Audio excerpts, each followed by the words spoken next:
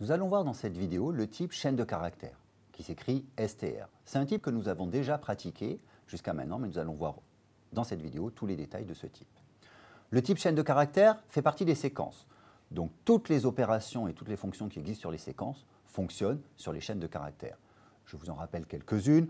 Nous avons le test d'appartenance, x in S, si S est ma chaîne de caractères, le test de non-appartenance, x not in S, nous avons la concaténation, S plus T, nous avons l'accès par indice, S entre crochets I, et nous avons évidemment le slicing, S de I, de point J, de point K. Il y a évidemment plein d'autres opérations que nous pouvons faire sur les séquences. Je rappelle juste rapidement quelques-unes. La chaîne de caractères étant immuable, il n'est pas possible de faire de modifications en place. Donc, si on veut modifier une chaîne de caractères, le seul moyen, c'est de créer une nouvelle chaîne de caractères. Ouvrons maintenant un terminal interactif pour commencer à jouer avec les chaînes de caractères.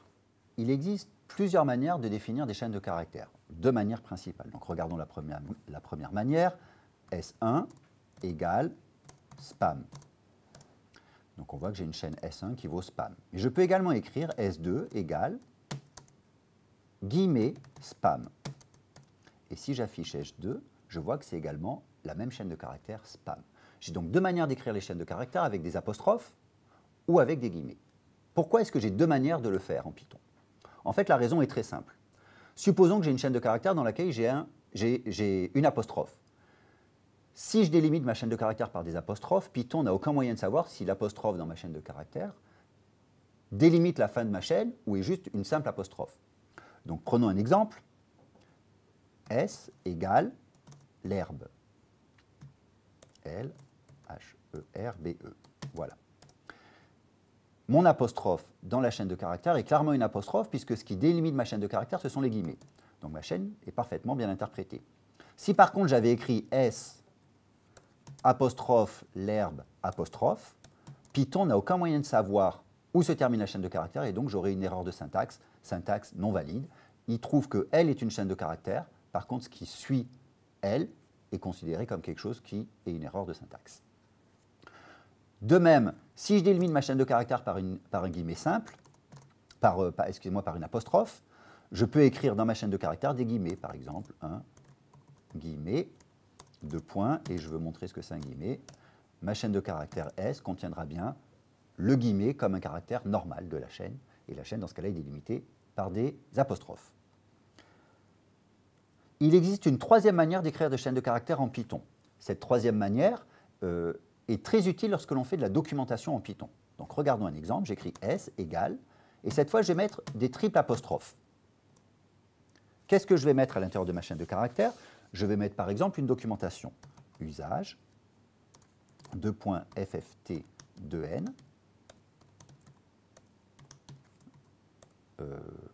et j'aligne sur FFT, calcul, la FFT de n. Donc supposons que j'ai une fonction FFT qui prenne comme argument n, et je vais écrire la documentation de cette fonction. Je vais écrire entre triple guillemets cette documentation. Quel est l'avantage du triple guillemets?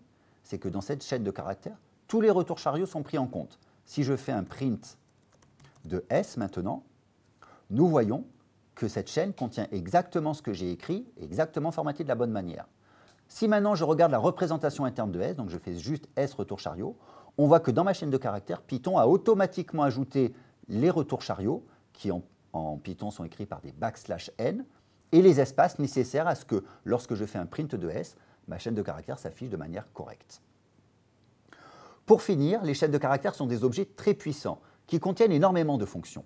Prenons un exemple. J'ai une chaîne de caractères S qui contient le spam, virgule, c'est bon.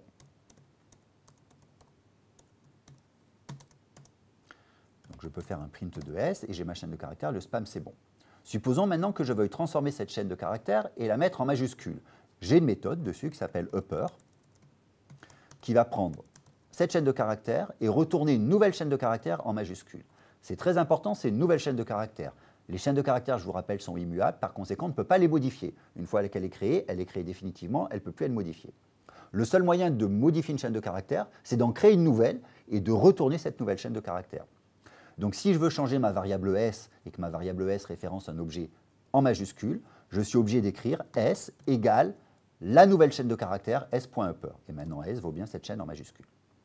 Si maintenant je veux remplacer spam par un autre mot, par exemple poulet, parce que le poulet c'est meilleur que le spam, j'écris s.replace de spam, virgule, poulet. Et maintenant, je vais obtenir une nouvelle chaîne de caractères. Encore une fois, replace ne va pas modifier en place, mais va retourner une nouvelle chaîne de caractères qui contient le poulet, c'est bon. Si je veux que ma variable s référence cette nouvelle chaîne, je vais écrire s égale s.replace spam par poulet. Regardons maintenant un autre point important avec les chaînes de caractères. C'est le passage des chaînes de caractères aux listes, puis des listes aux chaînes de caractères. Je vous rappelle qu'une chaîne de caractères, c'est immuable. Par conséquent, on ne peut pas la modifier. Un moyen simple de travailler sur les chaînes de caractères est de la convertir en liste, de modifier la liste et de reconvertir la liste en chaîne de caractères. Regardons comment faire ça. J'ai ma chaîne de caractères S qui contient le poulet, c'est bon. Je veux convertir cette chaîne de caractères en liste. Alors, convertir une chaîne de caractères en liste, ça veut dire quoi? Ça veut dire trouver un séparateur dans ma chaîne de caractères, par exemple l'espace, et mettre chaque mot dans un élément de ma liste. Je peux faire ça en une seule instruction en Python. Je vais faire L égale s.split. Que va faire split? Si je ne passe pas d'argument à split, il va considérer que l'espace, c'est le séparateur. Il va donc prendre chaque mot et les mettre dans un élément différent de ma liste. S.split, regardons ce que vaut L.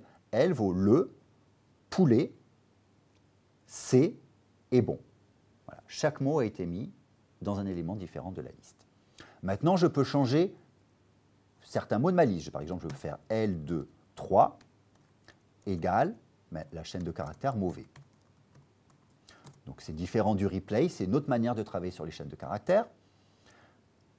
Je dis que maintenant, alors, ce n'est pas la bonne chaîne de caractères, c'est un L minuscule. On voit name error, name L is not defined. Évidemment, il n'est pas défini. C'est le L minuscule qui est défini. Les chaînes de caractères prennent en compte la case, donc un L minuscule est différent d'un L majuscule. L de 3 égale mauvais. Je regarde L, maintenant, c'est une nouvelle chaîne de... je regarde L, c'est une nouvelle liste. C'est la même liste modifiée. Le poulet, c'est mauvais.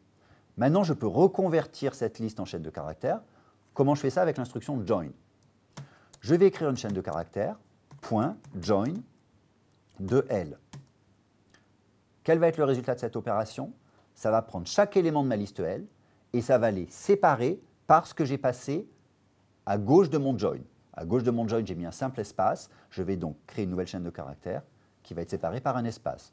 Si je veux remplacer l'espace par un autre signe, par exemple un tiret bas, un underscore, je peux le faire et ma chaîne de caractères sera créée avec comme séparateur un tiret bas.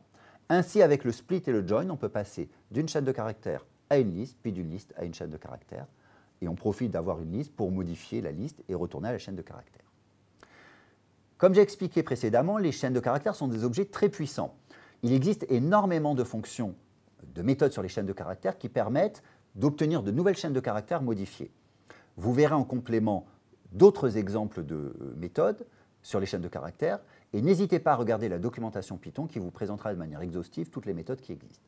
C'est très probable que l'opération que vous voulez faire sur les chaînes de caractères, c'est très probable qu'il existe déjà une méthode pour faire l'opération que vous voulez faire sur les chaînes de caractères. Cette semaine, nous avons vu des notions très importantes. Nous avons vu les notions de variables, d'objets et de typage dynamique. Nous avons vu un certain nombre de types de base, notamment les types séquences avec les listes, les tuples et les chaînes de caractères. Et nous avons abordé, présenté rapidement certaines notions nécessaires à l'écriture de vrais programmes, comme les instructions if-else, les boucles for et les fonctions. La semaine prochaine, nous allons continuer notre approfondissement de Python avec de nouvelles notions fondamentales. Nous allons notamment parler des références partagées, un concept majeur en Python qui est nécessaire à la compréhension du fonctionnement de ce langage. Nous verrons également la notion d'itérateur, un deuxième concept fondateur en Python, qui est utilisé dans toutes les structures itérantes et notamment dans les boucles for.